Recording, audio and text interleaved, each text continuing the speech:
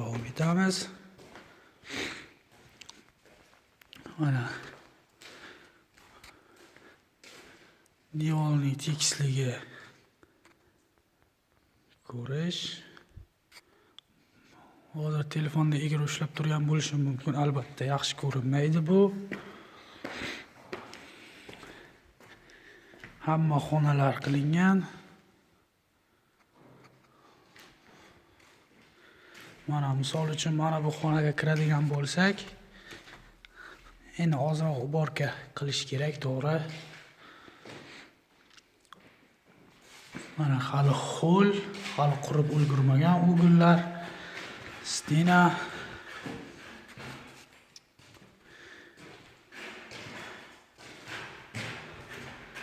Agar e'tibor beradigan bo'lsak, devor hali qurilmagan.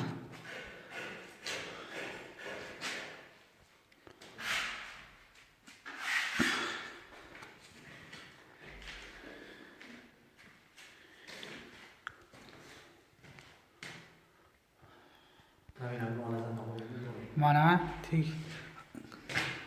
agar bir bundan olib qarasak, mana pravilani, pravila degani endi pravilani mamnun qilib qo'ygan paytingiz mana devorning o'g'il pravila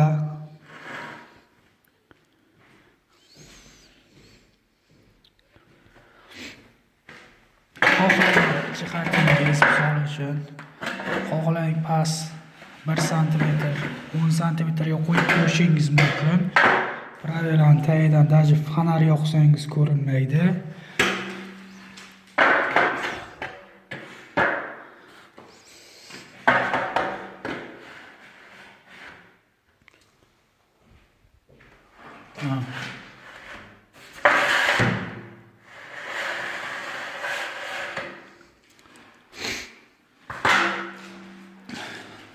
Bu holatida ham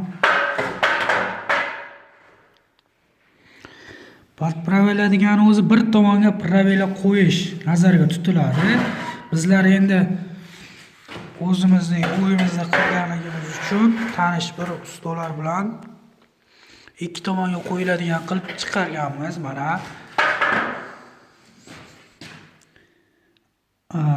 yana bir narsani qaytarib o'tishim kerakki, pravila degani bir tomonga qo'yish ma'nosini bildiradi pravilani.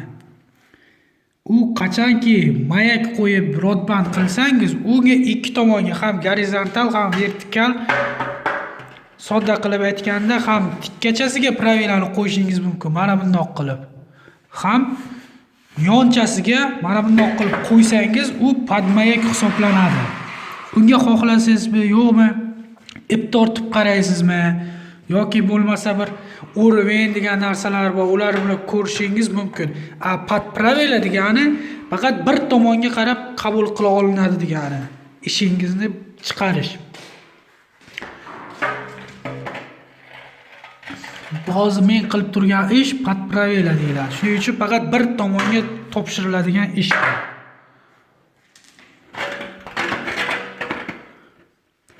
Bu hali albatta shkurka qilinadi. Bir shpaklovka qilishdan oldin bir shpatilla izlari qolgan. Devor qurilgan, shpaklovkaga tayyor bo'lgan. Devor stena qachonki qurisa, shkurka qilib shpaklovka boshlanadi. Albatta, gruntовкаdan so'ng.